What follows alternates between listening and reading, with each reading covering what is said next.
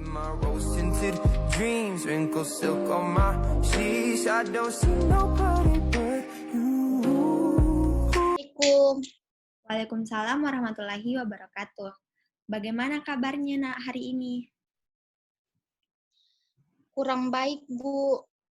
Oh iya nak, begini. Kemarin lusa, ibu memberikan layanan klasikal di kelasmu. Namun Nadika tidak hadir. Kata temanmu, kamu sudah 1 minggu tidak hadir ya? Benar, Bu. Sudah 1 minggu saya tidak hadir. Oh, jadi selama 1 minggu Dika sudah tidak masuk sekolah dan tidak mengikuti proses belajar dengan teman-teman yang lain. Jangan takut, nak. Sepertinya kamu kelihatan gelisah. Biasa saja dengan ibu.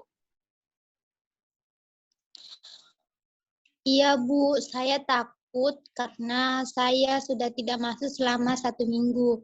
Ada permasalahan yang sedang saya hadapi saat ini, Bu. Jadi, kamu takut kalau ibu marah karena kamu tidak masuk selama 1 minggu, karena ada permasalahan yang sedang kamu hadapi. Sepertinya masalah itu sangat memberatkan Dika sampai-sampai Dika tidak masuk sekolah selama 1 minggu ya? Iya, Bu. Masalah ini sangat berat sehingga mengganggu waktu sekolah saya. Setiap orang pasti mempunyai masalah, nak. Teman-teman kamu yang lain pasti juga mempunyai masalah. Tapi mereka masih bisa masuk sekolah dan mengikuti pelajaran dengan baik. Begitupun dengan kamu. Kamu juga tetap bisa mengikuti pelajaran seperti yang lain.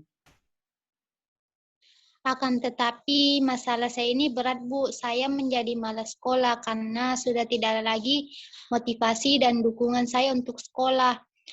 Mereka masih enak, Bu, karena orang tuanya masih bersatu dan mereka merasakan lengkap dalam berkeluarga. Sedangkan saya tidak bisa seperti mereka yang orang tuanya masih bersama. Jadi, Dika ini malas sekolah karena tidak ada lagi motivasi dan dukungan. Selain itu, Dika juga dilarang untuk sekolah. Bukan, Bu, tapi saya merasakan sedih, bingung, dan cemas. Oh, begitu. Ibu turut prihatin ya, nak. Maaf, nak, sebelumnya, apakah Dika pernah berpikir bahwa kejadian pada orang tua Dika itu merupakan hambatan untukmu?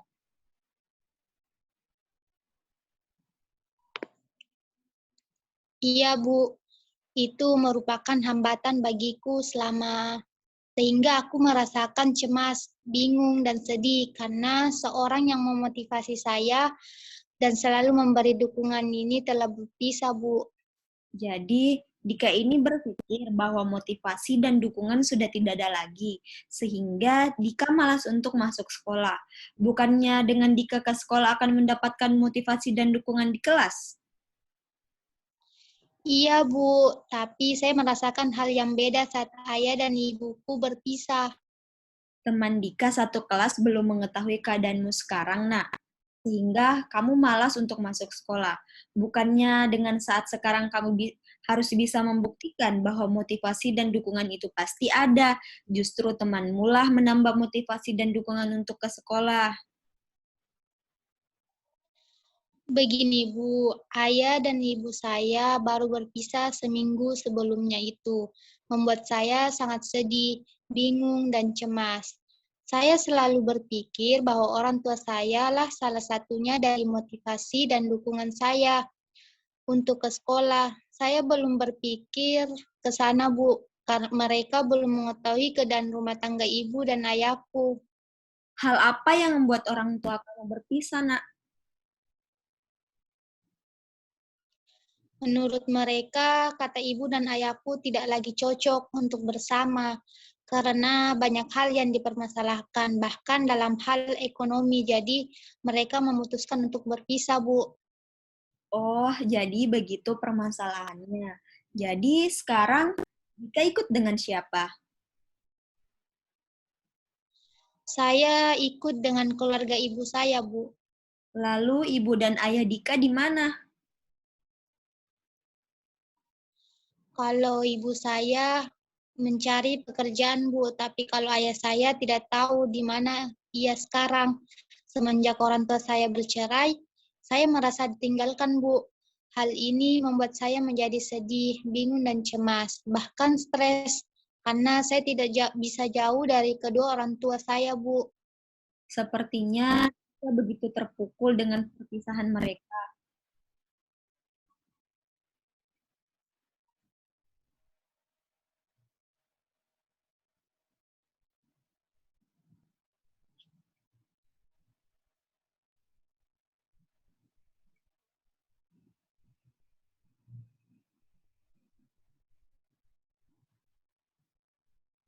Ya, Bu, hanya dengan mereka bersama, merekalah penyemangat hidupku.